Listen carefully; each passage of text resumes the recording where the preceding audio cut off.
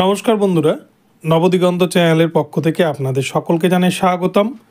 তো বন্ধুরা, এখন আমি আপনাদের সাথে যে বিষয়ে আপডেট দিতে চলেছি, সুপ্রিম কোর্টের 26,000 চাকরি বাতিল মামলায় নতুন করে কিন্তু আবারও বেঞ্চ গঠিত হলো এবং এই 27 তারিখেই এই সুপ্রিম কোর্টের 26,000 মামলা গুরুত্বপূর্ণ ভূমিকা নিতে চলেছে সুপ্রিম কোর্ট।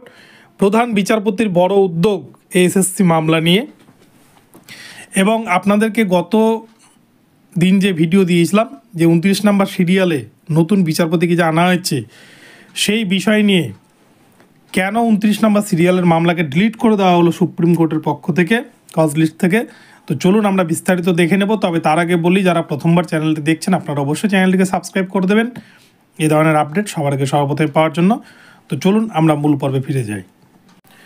তো বন্ধুরা, আপনাদেরকে প্রথমেই বলেছিলাম পরশুদিন সম্ভবত, গতকালকে আমি ভিডিওটি দিয়েছিলাম আপনাদের, এবং সেখানে কিন্তু 3 জন বিচারপতি ছিল আবার সেই কজ লিস্টে, কেবি বিশ্বনাথন স্যার এবং সঞ্জয় কুমার স্যার এবং প্রধান বিচারপতি সঞ্জীব খান্না স্যার।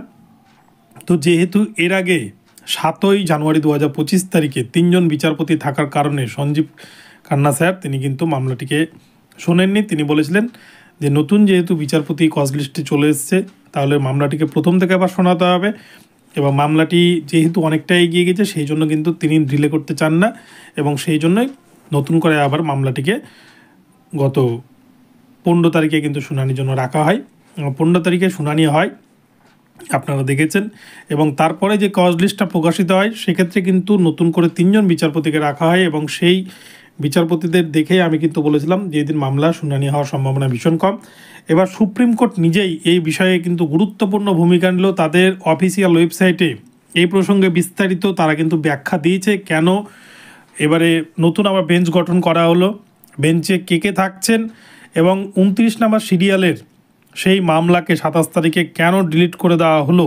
তো এই বিষয়ে বিস্তারিত কিন্তু তারা ব্যাখ্যা দিয়েছে। তো প্রথমে আমরা সুপ্রিম কোর্টের অফিসিয়াল ওয়েবসাইটে এসেছি, আপনারা দেখতে পাচ্ছেন স্ক্রিনে, এটা কিন্তু সেই কজ লিস্টের অংশ দেখতে পাচ্ছেন। ডায়েরি নাম্বার 18/22/2024, যেটি ফিল্ড হয়েছিল 24/4/2024 তারিখে, যার ফাইনাল স্ট্যাটাস কিন্তু পেন্ডিং, যার এসএলপি নাম্বার রয়েছে 009586/2024, যেটি রেজিস্টার্ড হয়েছে 24/4/2024 তারিখে, যার CNR number SCIN 010188222024।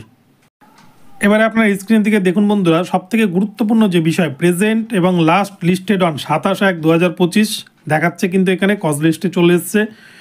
Honourable chief justice এবং অনারেবল মিস্টার জাস্টিস সঞ্জয় কুমারের বেঞ্চে রাখা হয়েছে, সিএল নাম্বার কিন্তু 303-এ রাখা হয়েছে, এবং গুরুত্বপূর্ণ বিষয়, drop case from honourable court, CL number 29 deleted, এবং এটিকে ড্রপ কেস বলা হচ্ছে, এবং 29 নাম্বার সিরিয়ালে যে মামলাটি ছিল সেটিকে কিন্তু সুপ্রিম কোর্ট ডিলিট করে দিয়েছে। অর্থাৎ বুঝতে পারছেন এই মামলার গুরুত্বটা কতটা। প্রধান বিচারপতি নিজেই কিন্তু এই বিষয়টিকে কারেকশন করেছেন, এবং 29 নম্বর সিরিয়ালে যে মামলাটি লিস্টেড হয়ে গেছিলো সেটিকে ডিলিট করা হয়েছে। মামলাটিকে কিন্তু 303 নম্বরে রাখা হয়েছে, কিন্তু 303 নম্বরে রাখা হলেও এই মামলা কিন্তু 27 তারিখে উঠছেই, বিচারপতি কিন্তু নেবেই, এবং সেদিনই কিন্তু এই মামলার চূড়ান্ত শুনানি হয়ে যাওয়ার প্রবল সম্ভাবনা রয়েছে। তো এই প্রসঙ্গে আপনাদের বলে রাখি, সুপ্রিম কোর্ট কিন্তু এই 26,000 চাকরি বাতিল মামলার একটা গুরুত্ব সহকারে দেখছেন, এবং এই মামলার গতি প্রকৃতি কিন্তু যেদিকে এগোচ্ছে সেদিকে কিন্তু ভয়ঙ্কর পরিণতি হয়তো হতে পারে।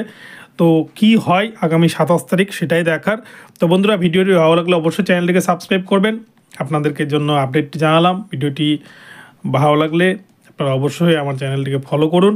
তো ধন্যবাদ সকলকে, দেখা হচ্ছে পরবর্তী ভিডিওতে। এই ধরনের আপডেট আপনারা সর্বদা পেতেই থাকবেন। তো নমস্কার সকলকে।